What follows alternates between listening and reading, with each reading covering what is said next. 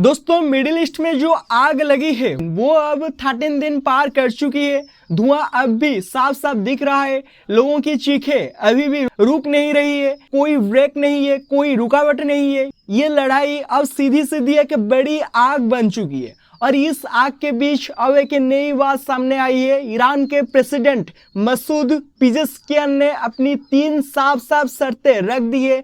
कहा है वार को रोकना है तो बस यही 3 रास्ते हैं। और ये 3 बातें अब पूरे रीजन में हलचल मचा रही है। प्रेसिडेंट पिजेस्कियान ने अपनी बात एक्स पर लिखी है और उन्होंने बताया कि उन्होंने रसिया से, पाकिस्तान से बात की है और अब पीस की बात कर रहे हैं। लेकिन शांति की बात करते हुए उन्होंने 3 कंडीशन भी रख दी है। पहली शर्त है कि ईरान के लेजिटिमेट राइट्स को मानना होगा। ईरान कहता है कि उसके कुछ अधिकार है जो बहुत सिंपल शब्द लगते हैं लेकिन असल में बहुत भारी और गहरे। इन लेजिटिमेट राइट्स में ईरान ये सब चीजें जोड़ता है। न्यूक्लियर एनर्जी का अपना हक, अपने देश में एनरिचमेंट करने का हक, अपनी सिक्योरिटी पुलिस खुद बनाने का हक, अपने मिसाइल प्रोग्राम का हक, पूरे रीजन में अपना influence, Iraq, Syria, Lebanon, Yemen बनाए रखने का हक और किसी बाहरी पावर के द्वारा रिजिम चेंज का डर ना होना।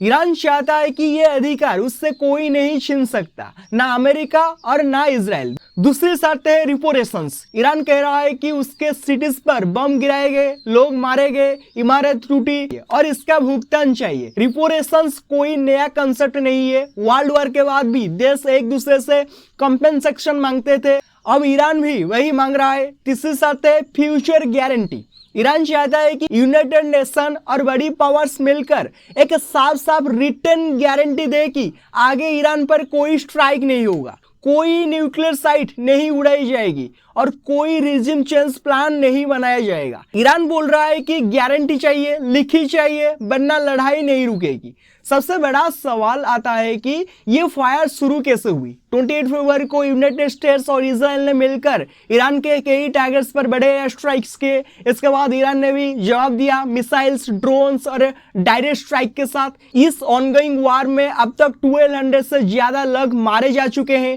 ईरान की कुछ वारशिप्स डूब गए हैं। इजराइल के सिटीज पर हमले हुए हैं।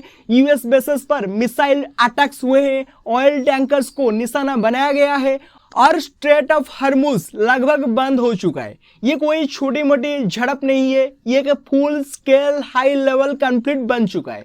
स्ट्रेट ऑफ हॉर्मुज दुनिया की एनर्जी सप्लाई की नाड़ी है। यहाँ से रोज 20 से 21 मिलियन बैरल्स तेल गुजरता था और अब वो लगभग रुक गया है। इसी वजह से ग्लोबल ऑयल प्राइसेस ऊपर चढ़ गए हैं और इसका सीधा असर इंडिया पर भी पड़ा है।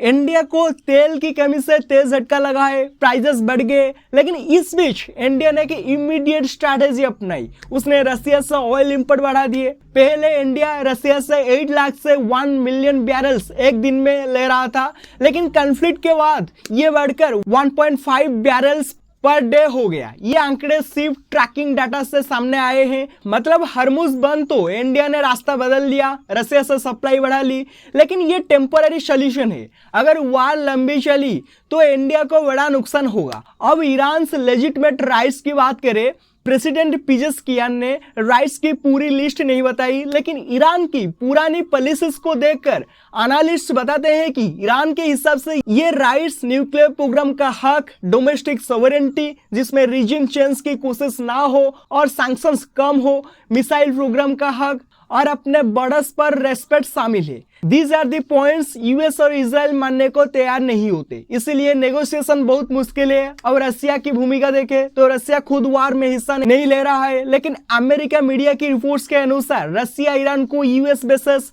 शिप्स और राडार्स की लोकेशन की इंटेलिजेंस दे रहा है और सैटेलाइट डाटा भी शेयर किया जा रहा है। रसिया ने इस वार को इलीगल कहा है और यूएन में जाकर अमेरिका इजराइल को अग्रेसर बताया है। पुतिन ने ईरान और गल्फ लीडर्स से बात भी की है, लेकिन खुद वार में कूदना उसके लिए पॉसिबल नहीं है, क्योंकि रसिया पहले से यूक्रेन वार में फंसा है और एक और कॉन्फ्लिक्ट संभालने की कैपेसिटी नहीं है। चाइना की भूमिका भी कुछ ऐसी है। चाइना ओपनली वार को गलत कह रहा है, ईरान का सबसे बड़ा ऑयल बायर है और सीजफायर की मांग कर रहा है, लेकिन वो डायरेक्ट कॉन्फ्लिक्ट में नहीं आएगा क्योंकि उससे सैंक्शंस का डर है। ग्लोबल ट्रेड रुक सकता है और उससे ईरान का तेल चाहिए, लड़ाई नहीं। इस पूरी सिचुएशन में सबसे बड़ा मोड़ तब आया जब यूएस प्रेसिडेंट डोनाल्ड ट्रंप ने कहा कि हम वार जीत चुके हैं लेकिन ट्रूस वापस नहीं बुलाएंगे।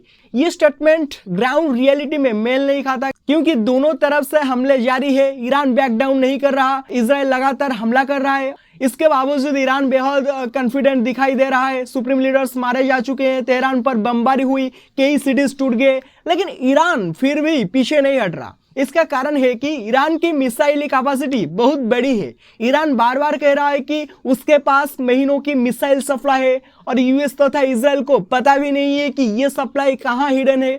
दूसरा कारण है ईरान का डिसेंट्रलाइज्ड तरीके से लड़ना। चेन ऑफ कमांड अब वैसी नहीं रही, लेकिन इसका इनडायरेक्ट बेनिफिट ईरान को मिलता है, क्योंकि अब यूएस को पता ही नहीं चलता कि सीजफायर के लिए बात किससे करे। कई यूनिट्स अपने हिसाब से ऑपरेट कर रही है, इसीलिए ईरान को कंट्रोल करना मुश्किल हो गया है।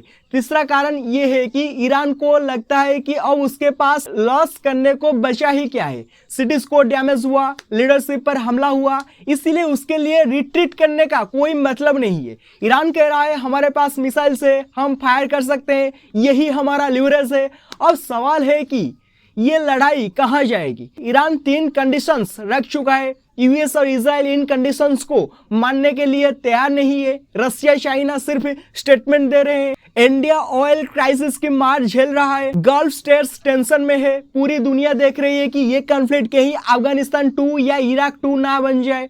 अभी हालात फ्राजाइल है और वार रुकने की साइंस नहीं दिख रहे। एवरीथिंग इज अनस्टेबल, अनप्रेडिक्टेबल, और आने वाले दिनों में क्या होगा कोई भी पक्का नहीं कह सकता। क्या यूनाइटेड स्टेट्स ईरान की 3 शर्तें मान सकता है? सिंपल आंसर नहीं। ईरान की तीनों कंडीशंस एक तरह से यूएस के लिए नो गो जोन है। पहली शर्त लेजिटिमेट राइट्स को मानने की है, जिसका मतलब होगा कि ईरान को अपनी न्यूक्लियर कैपेसिटी रखने देना, उसके मिसाइल प्रोग्राम को ना छोड़ना और पूरे रीजन में उसका इंफ्लुएंस रोकने की कोशिश ना करना।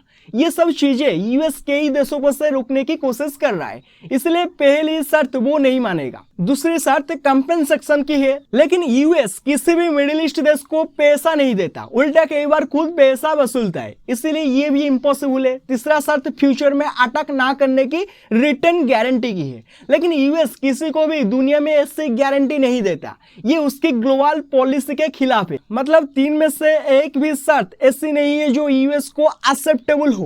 अब बात करते हैं कि क्या इजराइल ये शर्त मानेगा। इसका जवाब 0 चांस है। इजराइल की सिक्योरिटी पुलिस ईरान के खिलाफ बनी है और इजराइल ओपनली कहता है कि वो ईरान को न्यूक्लियर कैपेबिलिटी रखने नहीं देगा। इसलिए अगर ईरान कह रहा है कि हमारी न्यूक्लियर राइट्स को मानो, तो इजराइल इसे कभी एक्सेप्ट नहीं करेगा। इजराइल की नजर में वार खत्म होने का मतलब ईरान की कैपेबिलिटी को वीक करना है, ना कि ईरान की कंडीशंस मानना। इसलिए इजराइल भी यस नहीं करेगा, यूएस भी यस नहीं करेगा, और इसका सीधा मतलब है कि पीस अभी दूर है। अब देखते हैं कि यूनाइटेड नेशन क्या कर सकता है। यूएन के पास आमतौर पर 3 ऑप्शंस होते हैं: पीस रिजोल्यूशन, सैंक्शंस और पीस कीपिंग फोर्सेस। लेकिन पीस रिजोल्यूशन लाने की कोशिश की गई तो यूएस वेटो कर देगा। अगर रिजोल्यूशन इजराइल के खिलाफ हुआ तो सैंक्शंस ईरान पर पहले से ही बहुत है, नए सैंक्शन से हालात में ज्यादा फर्क नहीं आएगा। पीस कीपिंग फोर्सेस तब आती है जब दोनों साइड्स रजामंदी दे, और यहाँ दोनों में से कोई भी तैयार नहीं। तो यूएन के पास एक्शन तो है, लेकिन ग्राउंड रियलिटी बदलने की ताकत नहीं है।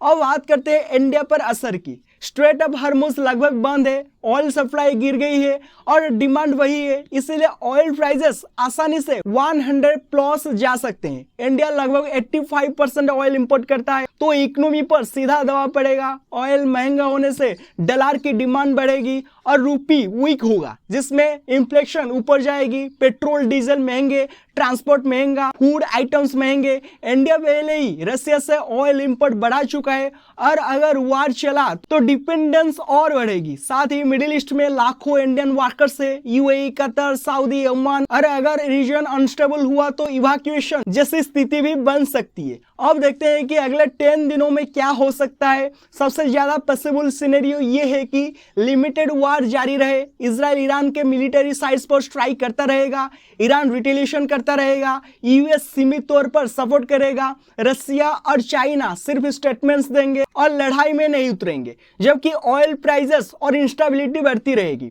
दूसरा सिनेरियो मासिव एस्केलेशन का है जो डेंजरस है। अगर किसी बड़े सिटी या मिलिट्री बेस पर बहुत बड़ा स्ट्राइक हो गया तो लड़ाई पूरी तरह अनकंट्रोल्ड हो जाएगी। ऑयल 130 प्लस $US जा सकता है और शिपिंग रूट्स बंद हो सकते हैं। अब बात करते हैं इंडिया की सेफ्टी की। इंडिया पर कोई मिसाइल अटैक नहीं होने वाला, लेकिन इकोनॉमी पर इनडायरेक्ट मिसाइल जरूर पड़ेंगे।